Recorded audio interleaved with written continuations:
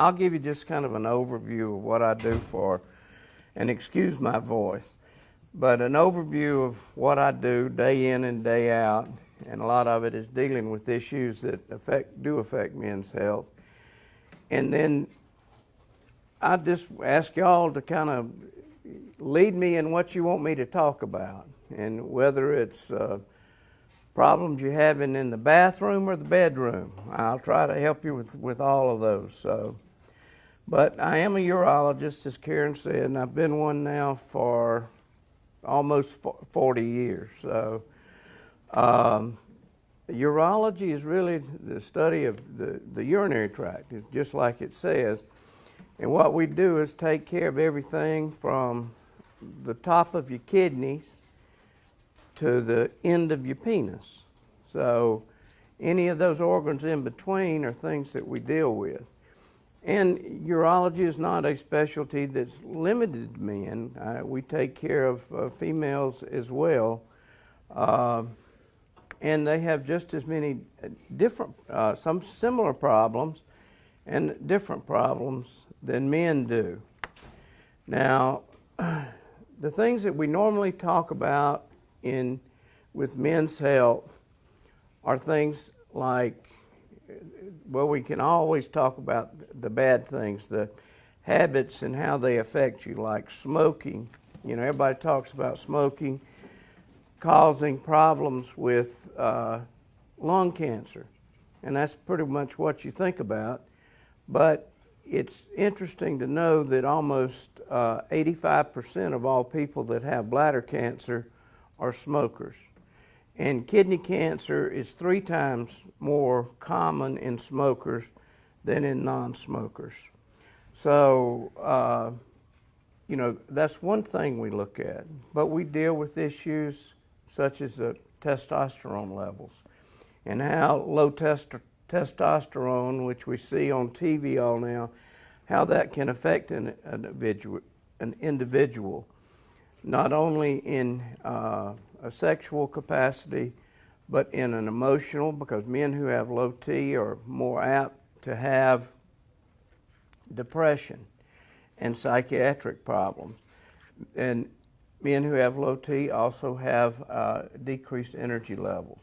And so that's another thing. We deal with the men specifically in erectile dysfunction and how to manage that, and some of the things that are available to treat erectile dysfunction.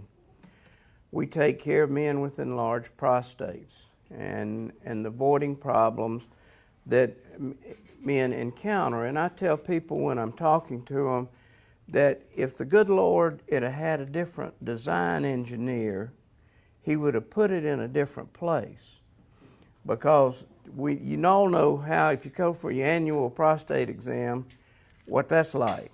So, and it also, as it grows, causes problems with the outlet of your bladder and makes you not pee like you used to when you were 18.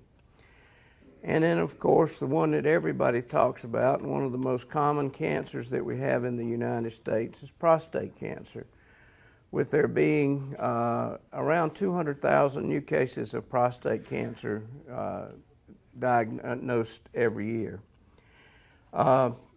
Another thing that's very predominant in this area, and again, it's one where we cross over the male and female, are kidney stones. And, you know, for any of you had a kidney stone? Yeah, a number of you have. And Karen will tell you that having a kidney stone is worse than having 3 male children. Is that not correct? And that's what almost all my ladies tell me. I got to tell you one little quick story about kidney stones and ladies. I walked into a little lady's room one afternoon after I'd taken a kidney stone out of her early that morning.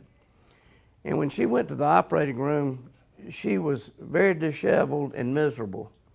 When I walked in her room, and I say this without kind of any religious prejudice or whatsoever, but she was sitting up in bed. She looked like she had walked right out of a Pentecostal holiness or a Church of God meeting, had her hair up in a bun, a nice white gown on.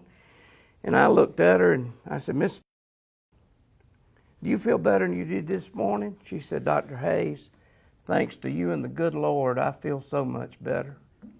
And I said, well, Miss, and the room was full of family, and I said, did you ever have any children? She said, yes, I did. I said, well, which hurt worse, having a baby or having a kidney stone? She kind of put her hands like this, and she said, Dr. Hayes, the good Lord will forgive me for talking like this. But I had 8 head of young'uns, and I'd have every one of them on the same day to keep from getting another kidney stone. So, you know, it's a miserable, and if you hadn't had one, and fortunately I can say I've seen a lot of people suffer with them. I've never had one. So, and if you see me, I always have a cup of tea or water or something in my hand, so that's the secret to avoiding those. So with that kind of as a very broad overview, I want y'all to tell me what you want to hear more about. Yes, sir. What can we do to hopefully be without kidney stones, to keep from getting them? If you are, I tell people when I'm counseling them about kidney stones, there are a number of things that cause kidney stones. And when I'm talking to people, the 3 most important things to keep from getting kidney stones are drink water, and then drink more water. Okay? I'm sorry? And more water on top of that. That's right. Keeping your urine as dilute as possible is one of the best things to do. I beg your pardon? I shouldn't have said that. What? I said, how about a little scotch with that? I have no problem with that. As long as your wife doesn't mind, I could care less.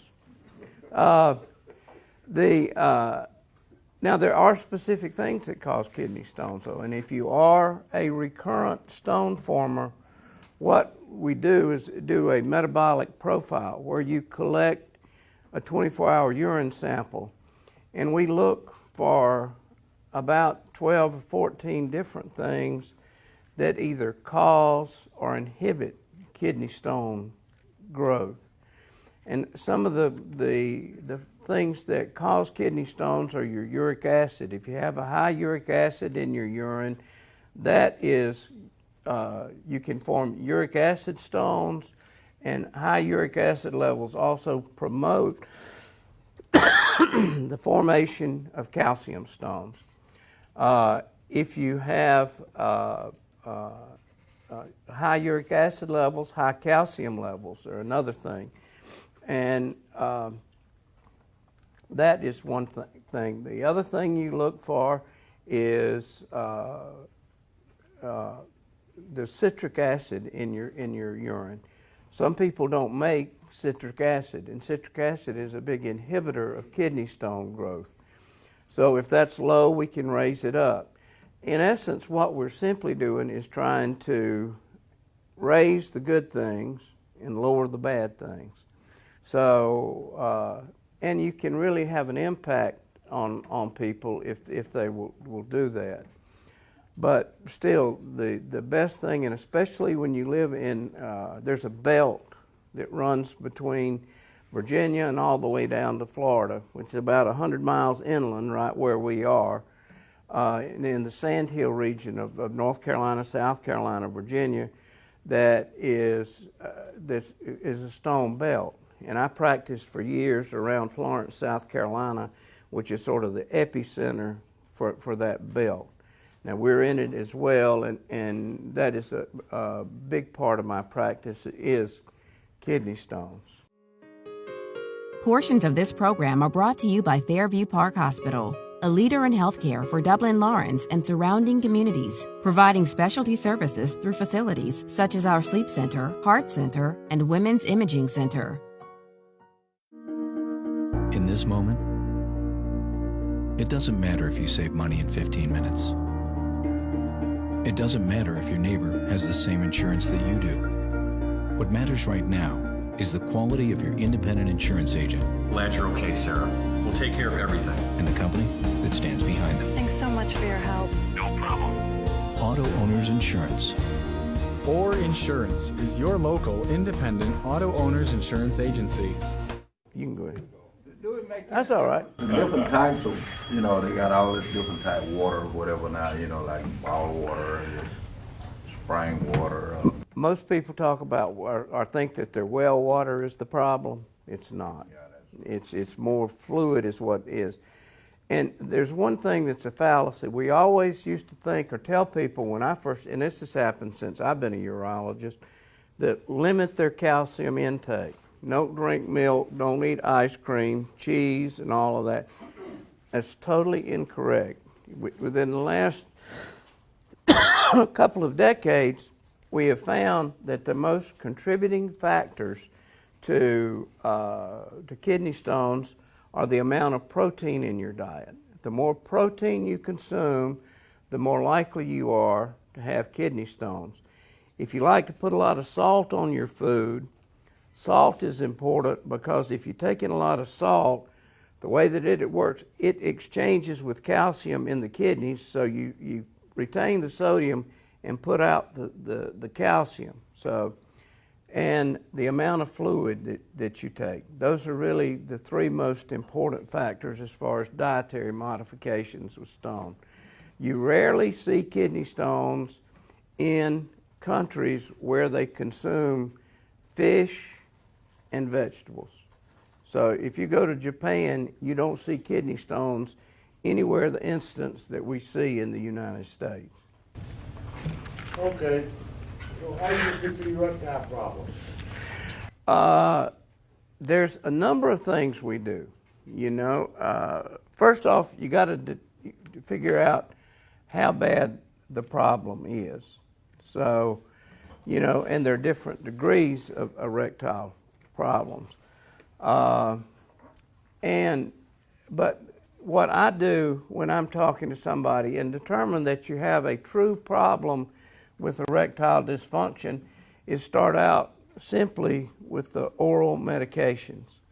And, the first thing, Cialis and Viagra are the two that but they're things that do work. Those are the best that we have right now. There have been a couple of other agents that people have used, but those are how we start. And generally what I do is start with the daily Cialis. That our tadalafil is what it's called. I'm not supposed to use brand names, so we won't do that. But that's a once a day. And the nice thing about that, if it works for you, you can go about your normal business. And then when you get in a situation where you got mama or your girlfriend, everything going, you don't have to worry about taking a pill or doing that kind of stuff. Then you have the one-time use, the 36-hour pill, and then our sildenafil or Viagra, okay? And my urologist suggested a shot. Sir? A shot in the penis. Well, I'm going to let this man teach. He knows exactly what we're talking about. Let me tell you what I do, and I'll finish up. A lot of people, when those medicines came out, they were less than $10 a pill, which I thought was horrible. And as a matter of fact, when Viagra first came out, I was one of the private physicians that was kind of on their advisory board.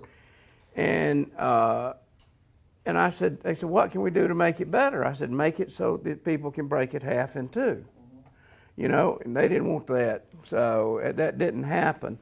But now, if you go, even though both tadalafil and sildenafil are generic medications, if you go to the pharmacist and ask for brand name, either of those medications, they're still $50 a pill, And so what I do for my patients, and I say this without and I've been doing it for years when they started getting so ridiculously priced, is give everybody information on a Canadian website that you could go to and order the medication for literally a fraction of the dose. And I'll give you an example. The daily tadalafil, if I wrote you a prescription for a brand name Cialis and you took it to the pharmacist, it's going to cost you still almost $400. I can give you a prescription for the generic through the website that I give people, and a 3-month supply is less than $100. So, you know, there are ways, and it works just as good, and at least in my patients that I've talked to about it. The next thing, and what's your name, sir? I'm sorry, Mr. The thing that Mr. talking about with the shots, there are medications that and again, this is another I've seen a lot of things change in urology. I remember when I went to the first meeting about this shots in the penis, it was presented by a British guy, and he actually injected himself on the stage. And this is when there weren't many female urologists, and showed everybody the results of what the injection did. But what we use are drugs that are called vasoactive drugs, which means they affect the blood vessels that go to your penis, okay? They cause them to open up. Having an erection is nothing, if you think about it as a hydraulic, it is a flow phenomenon. And it's nothing but blood flow is what does it. And even men that have bad coronary artery disease or peripheral vascular disease, they'll say, "Doc, I can have a good erection, but if I get started, it goes away." That's because blood gets shunted away from your penis to feed your legs and other parts of your body that are working at the same time. So that's why that happens. But what this medication does, if it works, it dilates the blood vessels up and keeps them open because it blocks the substances in your blood that make those vessels contract. That's, vasodilation, right. And the thing about it is, and that's why the first thing, if you go to most, and I tell people that I'm seeing for the problem, if you're a smoker, stop. There are doctors that specialize in nothing but erectile function that will not see you if you continue to smoke, because nicotine is a very powerful vasoconstrictor, and it keeps those blood vessels from dilating. And even though you might not have hardening of the arteries, which the smoking will eventually cause, it still is a substance that you don't need in your system. So what these do, and we generally use a mixture of 3 or 4 drugs. The ones I use are 3 Ps: papaverine, phentolamine, and prostaglandin E1. And we make it in varying strengths because in some people, a small amount will last a long time.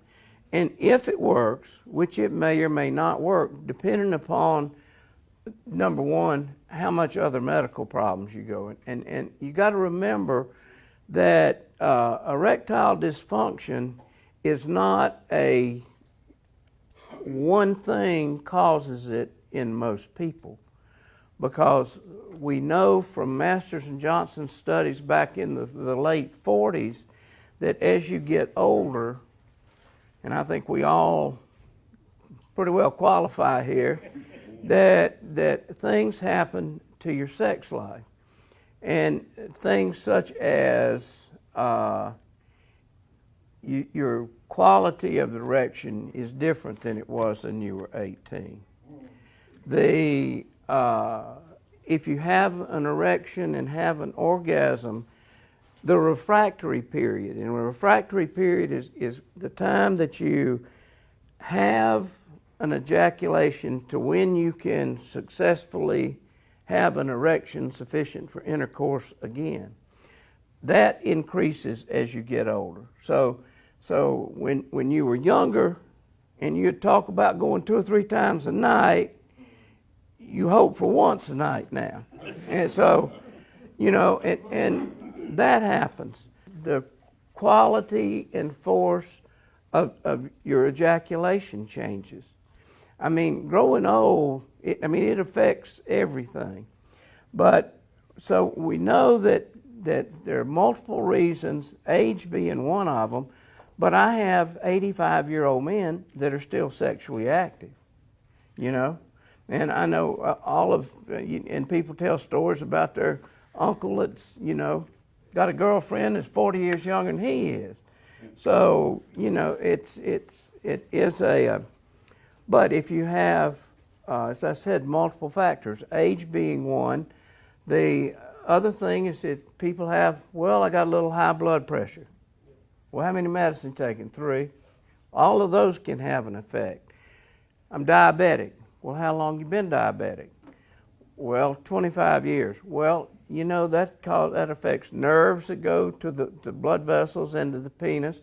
It affects the blood vessels that go because all of you've heard that are diabetic or no diabetics when they talk about peripheral neuropathy. I mean, that's just another part of the periphery that diabetes affects. So, so you've got a multifactorial thing.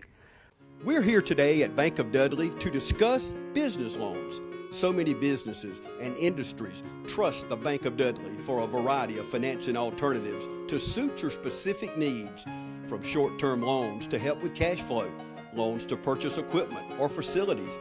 At Bank of Dudley, we have commercial mortgage loans, capital improvement loans for construction or renovation. We can help with your business vehicle loans or for a small business line of credit.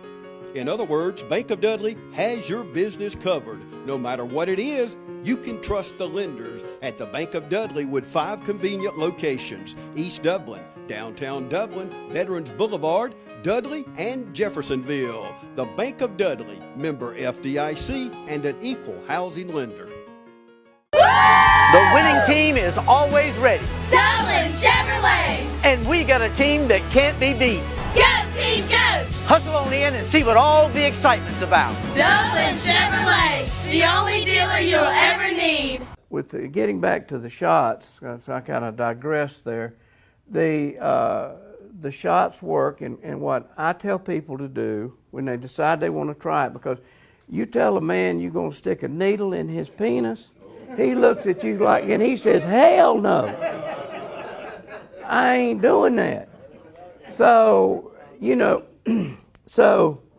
but let me tell you, we use a little thin 31 gauge, 1/4-inch insulin syringe to inject it. And most men, after you do it, think the shot was nothing.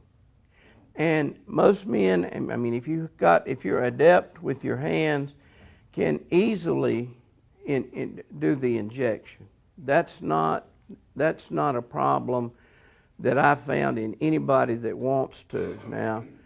So that's one thing. One of the problems with that, and when we're getting somebody ready to do it, is that if you use too much medication, your penis can get hard and stay hard. And that's and so that is one thing. Everybody said, well, that doesn't sound too bad to me.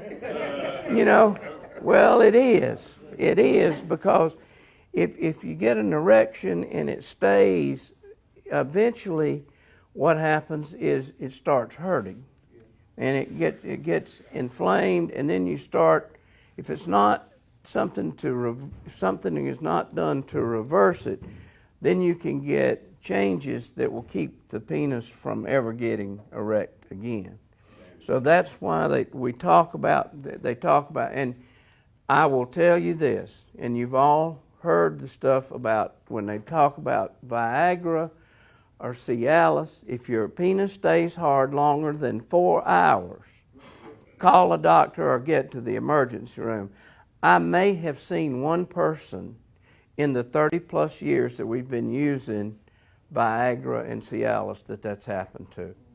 So it's more of a warning that I've never seen. But with this medication, once you got to give something to close those blood vessels down.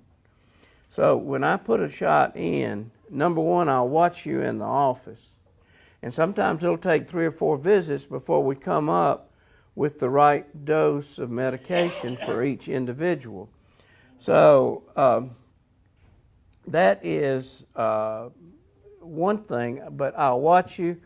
And if it doesn't work, I'll say come back next week and we'll put in another shot. And we'll go up on the string. Now, if a man has an erection with the amount that I put in, and I generally start on a very low dose, and there's multiple strengths of the medication. So if I think somebody is going to respond to the lower strength of medication, I start with that, and I start out at a low dose. But if you have an erection while you're there, we have the option. I will tell people you can go home, see what happens. If it doesn't go down in the next couple of hours, come on back in. And a lot of men hadn't had an erection in so long that they want to take it home. You know, that's the thing to do. The other thing that you got to look at is something that I mentioned earlier, is your testosterone level. Even though testosterone is not necessary to have an erection, it certainly increases your sensitivity and it increases your sex drive.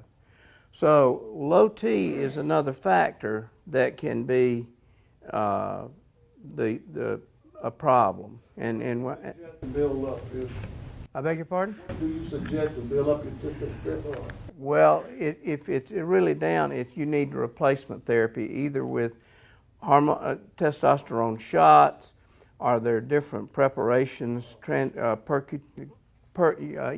you apply to your skin. So, and there's not a good testosterone pill, and the reason that happens is the way that testosterone is metabolized. It gets absorbed and it goes through the liver, and once it goes through the liver, it's inactive, essentially, is what happens. 5 or 6 on television trying to sell. They got one new one will work, but I never tried it. Well, there's a lot of things that people talk about, and anytime you're talking about some miracle cure for a man's sex life, it gets a lot of attention, and some of it is good and some of it's bogus. So. What else would you like to? Yes, let me. Prevention of prostate cancer. Prevention of prostate cancer. Well, the first thing is don't be born in a family where a lot of your father and his brothers and your brother and paternal uncles. That's one thing. There's not a good. We don't have a real prevention for it. We know that the genetic is one thing. You can't do anything about that. No. And it's only on the father's side.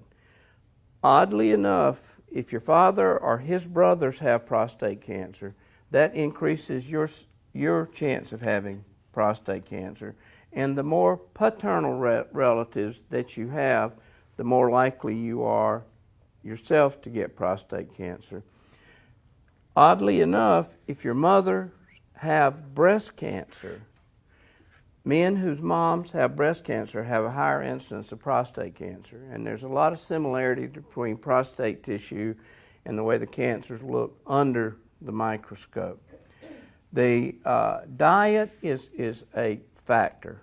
And well, let's see, race is a factor. We know that black gentlemen have a much higher incidence of prostate cancer than Caucasian gentlemen. And that's one reason why now the official recommendations are for screening. If you elect to get your PSA and your prostate examined, that in a family, if you are 50 years old and no family history, that's when we recommend for Caucasian gentlemen.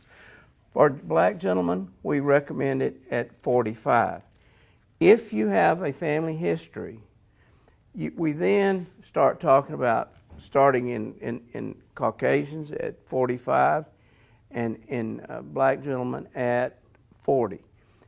Depending upon, unless you have a family history that is where 35 and 40-year-old men are getting prostate cancer, and we see those. So it tends to be the same. If your father and his brother had prostate cancer at 60, you probably need to be screened at least at 45, if not 40. Because odds are, if you're going to get it, you're going to get it about the same time. And at the time that they were diagnosed, we weren't using PSA and other means of detection. We had some old crude blood tests that weren't near as sensitive for it. Then and it was just by palpation. That's why the rectal examination was so important. But those are things that we can't do anything about our genes, and we can't do anything about our race. So, but things that you can do that affect or increase your likelihood is, it's known that people who consume high fatty diets are more likely to have prostate cancer. The recommended diet for prostate is what's called a Mediterranean diet, which is a lot of fish, white, low red meat consumption, and vegetables. That's what, yes, sir. You said low red meat, so what is that? Well, you know, some people eat beef every time they sit down, you know, and you know, it is. That increase the possibility of boosting you having prostate, or that's clogged arteries, or what? No, it's for the prostate cancer is what we're talking about. Hi, I'm Helen Powell. Been serving the Middle Georgia area since 1985. If you would love an exciting career, please call me. Careers in Cosmetology, 129 North Franklin Street, 272-1967. Hi, I'm Ashley. I'm an upcoming graduate from Careers in Cosmetology. It's been a wonderful experience, and I encourage you to contact Ms. Helen Powell for more opportunities. Hello, I'm Christy at Careers of Cosmetology. I've recently enrolled here and I'm excited about the opportunities that lie ahead. Hey, my name is Daphne Jackson. I'm excited to be enrolled in Careers in Cosmetology. If you would like this opportunity, contact Careers in Cosmetology. Hi, my name is Caitlin. I've been enrolled in Careers in Cosmetology for about 4 months now. I'm really enjoying it, and I think if this is the career for you, you should definitely come see Miss Helen Powell. Careers in Cosmetology, 129 North Franklin Street. Our number is 272-1967. Give me a call.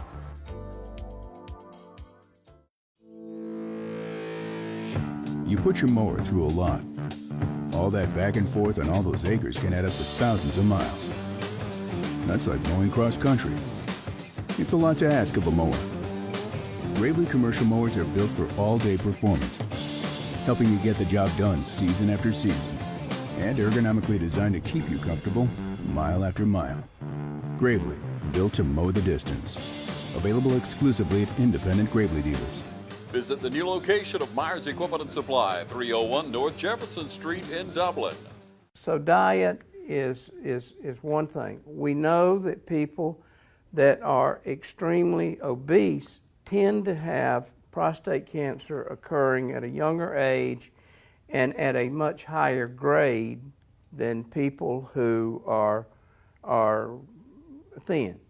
So, you know, other elements, leukopene is one thing that's found in red tomato sauces, and you see a very low incidence in a lot of the Mediterranean countries with that, especially Italy, where they consume, you know, red sauces with just about every meal. Zinc has been touted as a good drug for prostate cancer because the prostate is very high in zinc. Yes, sir. Is prostate formula, is that snake oil or is that the real? There's some of those things that in there that are beneficial, and a lot of them are just, kind of like old wives' tale. So, but that's kind of the story on. There's not a good way to prevent that, and I tell people, the earlier we can detect it, the better you are. Now, with that said, screening, wholesale screening, which is used to be what hospitals, the month of September is prostate cancer awareness month. And hospitals and used to put on huge prostate screenings every September. What we found that a lot of people were being diagnosed with prostate cancer that didn't need to have anything done. Because if you live to be 80 years old, if we look at the 80-year-old population that dies from a heart attack, a stroke, or getting shot going over his neighbor's backyard fence after being caught with his neighbor's wife, and you take their prostates out, you're going to find microscopic evidence of prostate cancer in almost 100% of people. So when a guy comes in and he's 88 years old and he says, I want my PSA checked, I'm just telling him, well, and sometimes we do it because people want it done. And, it's more of a thing to make them feel comfortable. Although if I diagnose it in a man that age, unless it's what we call poorly differentiated or it's already spread, we don't do anything radical to treat it. Let me ask what question you had, sir. What I was saying, the Cialis is approved for BPH, so how good is Cialis for BPH? It's good for the symptoms of BPH, and it really has helped as much as some of the alpha blockers that we use is how it works. Right. And it's a very a good drug. As a matter of fact, a lot of insurance companies, when they came out with the report of using Cialis for BPH, they would pay for it for BPH, but not for erectile dysfunction.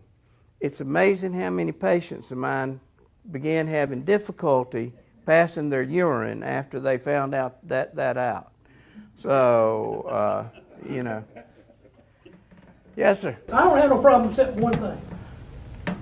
We could just went on a trip. Every 50 miles, I got to stop. I mean, I don't what. And if I drink water, I don't drink. But that's since I found out I'm diabetic. Mm-hmm. And all the medicines I'm taking. I take 11 in the morning for the heart. And I take 4 diabetes in the morning, the medicines. Mm-hmm. Has that got something to do with me going to the bathroom so much? Well, it could, but the other thing you've got to understand, it could be your prostate, but it could also be overactive bladder. And when we think about, and you hear about overactive bladder all the time, you see the little copper pipe men, and you see the lady that's carrying her bladder by the arm and her bladder's leading her around and all of this. Actually, and most people think that ladies have that problem only. But over 40% of people that are diagnosed with overactive bladder are men. So it may be that you need to have something for that. Is there a fact that ages your prostate automatically get larger? Well, it grows in most men, and it's not age though, it's the way that your body handles testosterone and how it affects your prostate. That's what it grows from. Prostate enlargement is caused by your testosterone. So Well, you're right to tell me a little enlargement, but it comes due to my age. Well, it grows at different rates in all of us as we get older under the influence of male hormone. Once you've taken Flomax, do you have to take it the rest of your life for enlarged prostate? Well, if you're Flomax or any of those courses, unless you're on, we now have the finasteride and dutasteride, which are two medications that shrink the prostate. So if you do that and it shrinks the prostate successfully, you can stop them. It's not going to spontaneously get smaller, and if you're symptomatic enough to have it, you're going to have something done. Now, there are other treatments for the enlarged prostate that can shrink it, and after it has been shrunk or trimmed out, the old transurethral section of the prostate that we talk about, then men successfully get off of the alpha blockers. I mean, that's the reason for doing that. But I will tell you that I started doing, when I went into private practice, I was doing upwards of 200 transurethral sections of prostate a year. And now, with the drugs that we use and other procedures, some of which are done in the office, I probably do 20 to 25. And that is still a lot for a urologist in today's world. So that's all somebody. Yes, sir. Is there any natural way to shrink the prostate without medication? I mean, like maybe exercise? And, Not that I know of.